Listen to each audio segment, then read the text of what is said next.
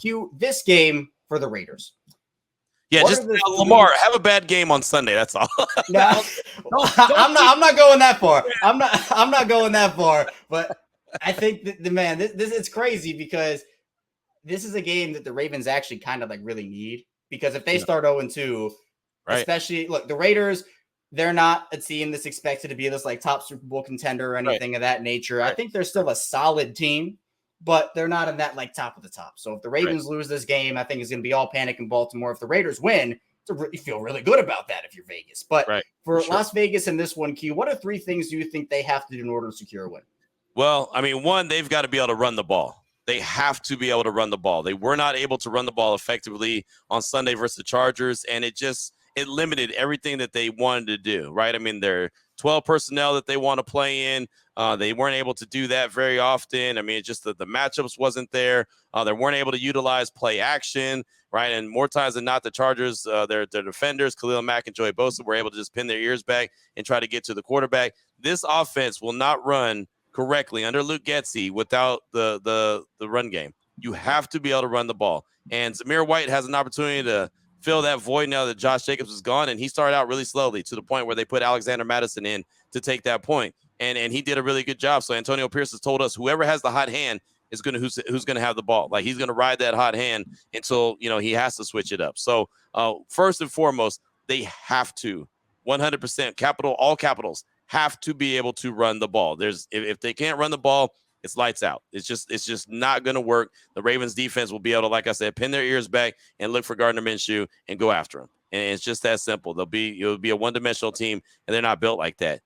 2, they've got to be able to put a fence, some kind of fence around Lamar Jackson, right? I mean, there's got to be some kind of again, discipline, dedication to not allowing those, off-script plays to happen when those big breakdowns in defense. All of a sudden, everyone's running, with the wide receivers, and they turn their back to the quarterback, and all of a sudden the quarterback's like, well, hey, here's some grass. Let me go take it. And then all of a sudden there's a huge play. Like, they've got to be so disciplined when it comes to the way that they try to rush Lamar. Like, you just can't do like normally, like you'd be able to pin your ears back, and you always want to have contain. But sometimes if you don't really have that contained wall out there, you feel okay about it. This ain't one of those games.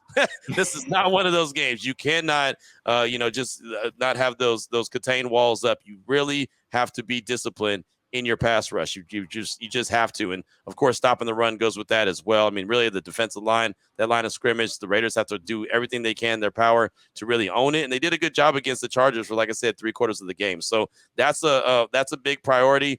And I think, honestly, the Raiders have to create a couple turnovers. You got to get a couple turnovers to get the offense a shorter field.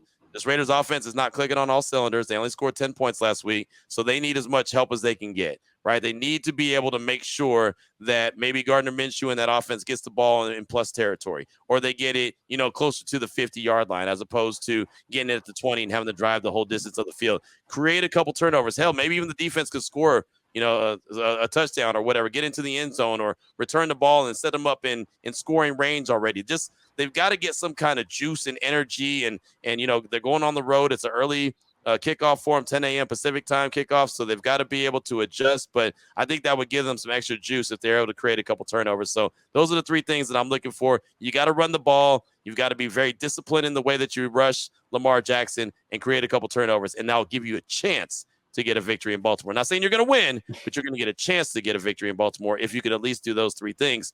For the Ravens, what do you think? What are the 3 things that they need to do to get away with a victory and improve their record to 1-1? Yeah, I think first of all, you got to block. You just have to block effectively and efficiently, both in the run game and in the pass game. Derrick Henry didn't have a great game on Thursday night. Part of that was because they just didn't run block effectively, and you had a guy on top of him. And Derrick Henry can do a lot of things. Stiff arm guys out of the way, move them out, said, I'm taking this ball to the end zone. But he can't do it all the time. He has to be able to have free rushing lanes, get himself going, and that will help. Plus, for Lamar Jackson, again, you want to have him be able to feel comfortable in the pocket, go through his reads, and be able to deliver strikes, especially with the offensive talent they have. You have to be able to block effectively and efficiently for what Lamar Jackson wants to be able to do.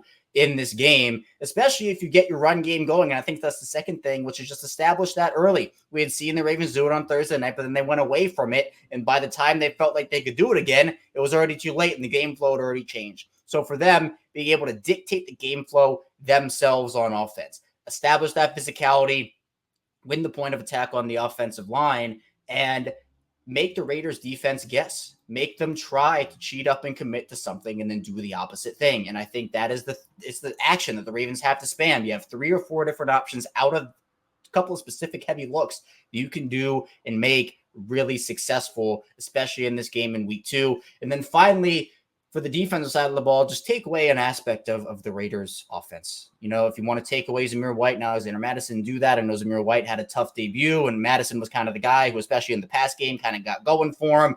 You want to try to take away Devontae Adams in that passing game, Gardner Minshew, make him uncomfortable. You can. Last time Gardner Minshew faced the Ravens, was able to win the game in Indianapolis, but Kyle Hamilton had 3 first-half sacks, and they got him going early. It was kind of that ugly mop-it-up game. So I think for the Ravens, if they can establish something early and just take something away from Las Vegas defensively for them, that's a really, really big part. Q, I have the Ravens winning this one. I have them going somewhere along the lines of, I'll say 31-20. That's kind of what I have. I think the Raiders are a good team. A lot of points there. I know. I think that this is like the bounce back game. Like they're pissed off about that Chiefs loss. To me, I'm going 31-20, but I could see it going a couple different ways. I definitely don't believe the Ravens will score that many points. I think the Raiders defense is better than that. I actually believe that this defense could be really strong. I'm not 100% confident saying that I think that the Raiders are going to win. I know that they need this victory. Nobody wants to start out 0-2, just like the Ravens don't want to start out 0-2. But just for the sake of this show, and I'm gonna go out on a limb. I'm gonna say that I'm gonna go ahead and say that the Raiders are gonna win. But I think it's gonna be a low score. I think this is like 20-17. You know what I mean? Mm-hmm. Like this is one of those games, right? Let's put it like this. I'm not even gonna say the Raiders are gonna win. I'm gonna say the final score will be 20-17. How about that? 20-17 will be the final score. And I hope that it comes out on the Raiders side of things. I really do. They only scored 10 points last week, so I'm a little gun shy to say that they're going to make sure to score 20 just because that's doubling what they did a week ago. But I'm just going to say that the final score will be 20-17. I think it's going to be low scoring because I think both defenses are going to show up. How about that?